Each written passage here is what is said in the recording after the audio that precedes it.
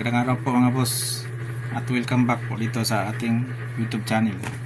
Sa video ito ay meron tayong gagawin na uoperahan po natin na battery ng ganito, yung Citizens pa na radio para ayusin po itong kanyang battery, kasi itong isang battery ay ayaw na mag-charge. Ito po yung kanyang charger mga boss, nakasaksak na po yan. Ano, pag ganyan po naka-blink ay hindi po yan nagcha-charge,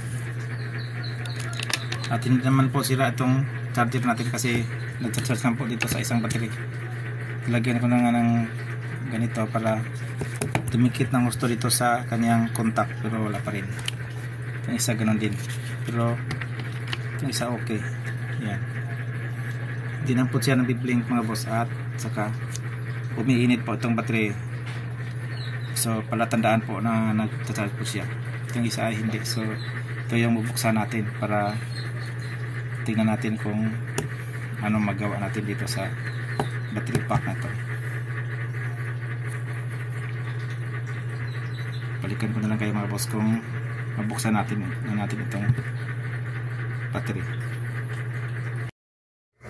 At ito na po mga boss, na buksan ko na po at pinicturean ko na lang po yung sa loob ng battery. Itong kulay pula, ito po yung kanyang built-in na battery, 2 piraso po.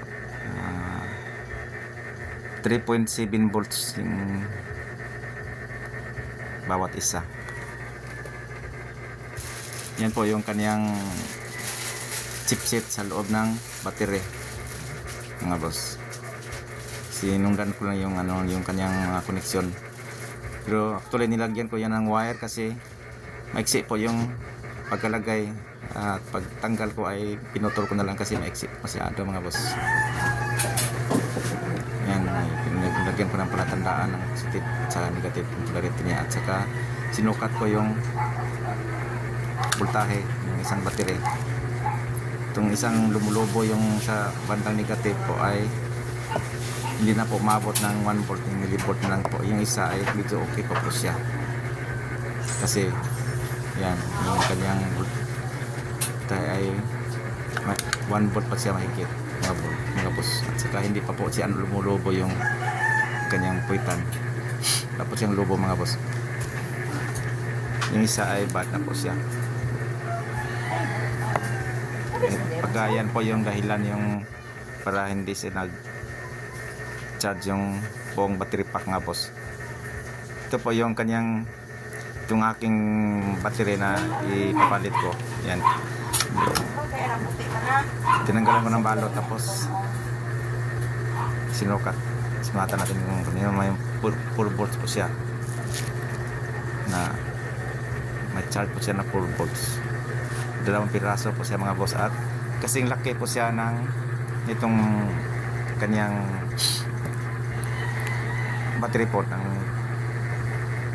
Ito na lang yung yung ipalit mga boss, kasi kailangan kasi yung radyo mga boss walang battery na available doon sa logistics namin.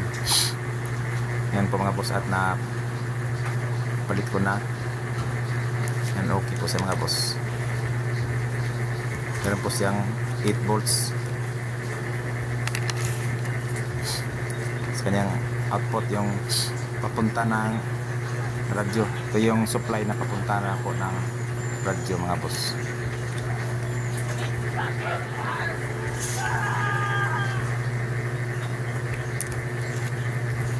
Ito po 8.1 volts. Ito po yung sa bandang likod ay papuntang charger po siya mga boss. Yung gitna ay positive, yung sa masikagilid po ay negative. Yung common po ay positive siya. Yan, 7.95 bali 8 volt na po siya, almost 8 volts na po mga boss. Okay po siya, okay. Ang kailangan na lang ay kung paano natin ilapat ng takip niya na kasi nagbubuka na po siya masyado kasi may mga wire pa nilagdag ko sa ilalim. Ipitan ko na lang sa siguro tapos lagyan na lang ng fuse glue. Ito po mga boss, nalagyan ko na po na takip na po na maayos. Fuse glue po yung ilagay ko sa yung pantikip po niya.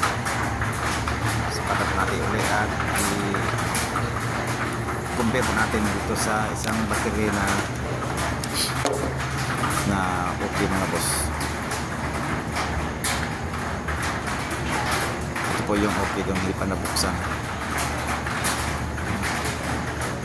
Sapatat natin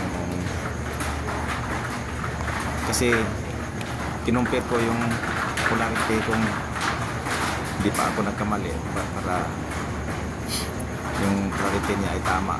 Kasi kung mali yung polarity baka masira yung ating radyo mga boss. Okay naman, tama yung polarity na nalagay na natin.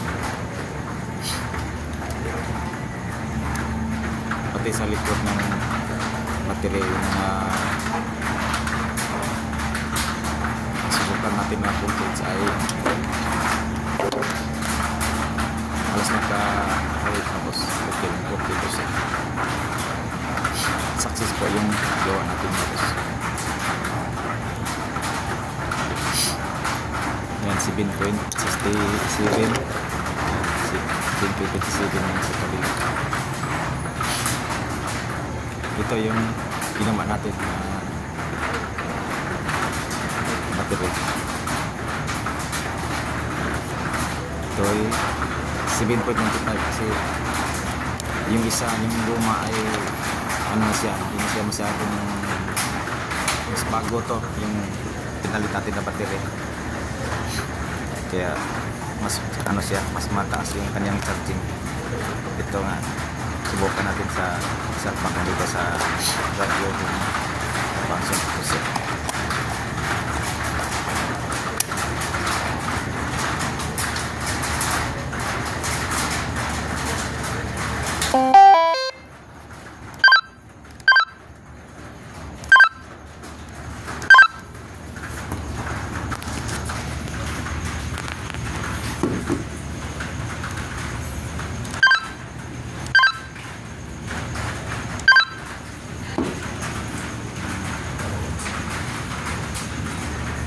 Okay po mga boss.